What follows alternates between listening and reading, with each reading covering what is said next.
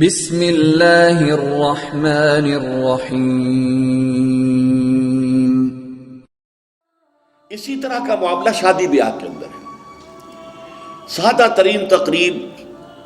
جو کم سے کم چیزیں کہ جو سنت رسول صلی اللہ علیہ وسلم سے ثابت ہیں اور تعامل صحابہ رضی اللہ تعالی عنہم اجمعین سے ثابت ہیں، اس پر اکتفا کرنے کی بجائے اس میں نئی نئی تقریبات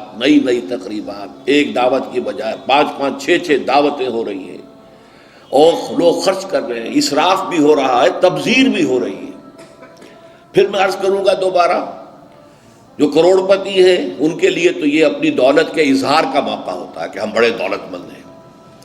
غریبوں کے لیے یہ اسر اور اغلال بن جاتے ہیں، انہیں بھی خیال ہوتا ہے میری بھی بچی ہے، میں اس کے ہاتھ پیلے کر رہا ہوں، وہ کیا سوچے گی،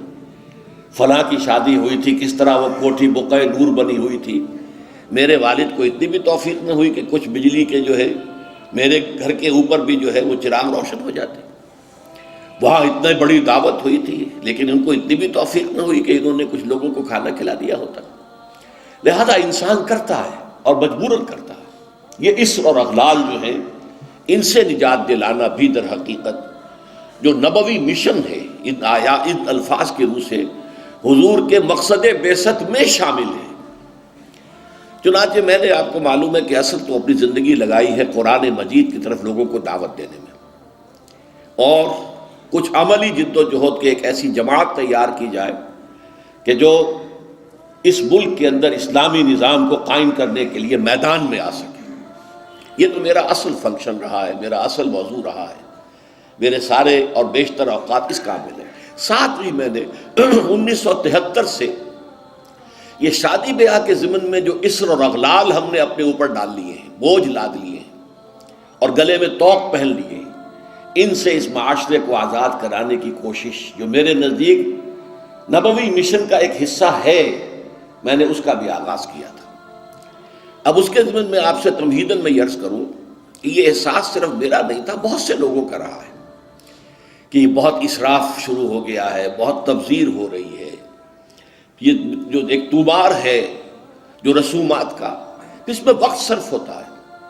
آنا جانا بیٹھنا وہاں، اس میں کتنا ہمارا قیمتی وقت لگ جاتا ہے۔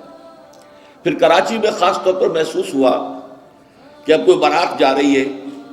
اس کے ساتھ کچھ لوگ خود ہی ویسے ہی شامل ہو گئے۔ اب ظاہر بات ہے کہ وہاں کوئی آئیڈینٹی کارڈ جو ہے وہ لے کر تو داخلہ نہیں ہوتا۔ نتیجہ یہ ہے کہ انتظام کیا تھا 500 کا، آگے 1000، اور پھر وہ ایک پینک، اب فوراً جاؤ لاؤ کہیں سے کھانا لاؤ، کیا کرو۔ تو اس لیے انہوں نے پھر یہ شروع کیا کہ نکاح مسجد میں ہو، لیکن یہ کہ اس کے بعد وہ جو گھٹی میں پڑی ہوئی تھی باتیں، نکاح تو مسجد میں ہو گیا، پھر کسی ہوٹل کے اندر جا کر جو ریسیپشن بھی کر لیا۔ تو گویا کہ وہ انہوں نے صرف اپنے لیے ایک انتظامی سی سہولت بہم پہنچائی تھی، حقیقت میں کوئی بنیادی تبدیلی واقع نہیں ہو سکی۔ لیکن ضیاء الحق صاحب کا ذکر میں خاص طور پر کروں گا کہ انہوں نے اس سلسلے میں کوشش کی تھی، تعداد بھی مقرر کر دی، اس سے زیادہ مہمان نہ ہو اور بھی اس سے زیادہ خرچ نہ ہو، غالباً 5000 روپے کی کوئی مقدار مقرر کی گئی تھی اگر میں غلط نہیں مجھے یاد ہے۔ لیکن ہوا کیا اس کا، کیونکہ انہیں اپنی سیاسی مصلحتوں کے تحت وڈیروں کی شادیوں میں شرکت کرنی پڑتی تھی جہاں ہزاروں مہمان ہوتے تھے، وہاں گویا کہ ان کے آرڈیننس کی دھجیاں ان کی نگاہوں کے سامنے بکھرتی تھی۔ تو اب ظاہر بات ہے کہ اگر آپ خود شریک ہو رہے ہیں تو آپ کا آرڈیننس تو ختم ہو گیا، اس سے کوئی نتیجہ حاصل نہیں ہوا۔ تیسری بات یہ ہے، اس میں اور یہ بڑی اہم ہے، اس کو سوچئے کہ اس کے ضمن میں دلیل صرف ایک دے جاتی رہی، سادگی ہونی چاہیے، سادگی ہونی چاہیے، کفایت شعری ہونی چاہیے، کفایت شعری ہونی چاہیے۔ لیکن یہ لفظ بے معنی ہے۔ سادگی کروڑ پتی کی کچھ اور ہے، لکھ پتی کی کچھ اور ہے، جھگی والے کی کچھ اور ہے۔ سادگی کی کوئی معنی نہیں ہے، ریلیٹو ٹرم ہے، آربیٹریری ٹرم ہے، اس کے لیے کوئی مفہوم معین نہیں ہے۔ لہذا واعظ اپنی جگہ پر ہوتا تھا اور جو بھی نصیحت، لیکن اس پر عمل کی کوئی شکل نہیں ہوتی تھی۔ اس پر اللہ تعالیٰ نے خصوصی رہنمائی میری فرمائی، میں اللہ کا شکر ادا کرتے ہوئے کہہ رہا ہوں، ہدایت جو بھی ملتی ہے اللہ کی طرف سے ملتی ہے۔ الحمدللہ الذی ہدانا لہذا وما کنا لنہتدی لولا ان ہدانا اللہ۔ کل شکر اور کل سپاس اور کل حمد اور کل ثنا اس اللہ کے لیے جس نے ہمیں ہدایت دی، اور ہم ہرگز ہدایت یافتہ نہ ہو سکتے اگر اللہ ہی ہمیں ہدایت نہ دیتا۔ وہ ہدایت کیا تھی کہ اصلاح کے عمل کے لیے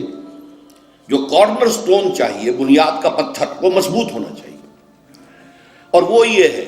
کہ جو تقریب ثابت ہے سنت رسول سے یا عمل صحابہ سے، اس کو تو مضبوطی سے پکڑ لیا جائے۔ جیسے حدیث میں الفاظ آئے ہیں عضوا علیہ بالنواجذ، اپنے دانتوں سے پکڑ لو، کچلیوں سے پکڑ لو۔ لیکن جس تقریب کا، جس رسم کا کوئی ثبوت نہ ملے، نہ حضور کے عمل سے، نہ صحابہ کے تعامل سے، اس کو پھر پوری بے دردی کے ساتھ اور پوری جرت کے ساتھ، جرت رندانہ کے ساتھ اس کی جڑ کاٹ دینی چاہیے۔ اس میں کمی نہیں ہے،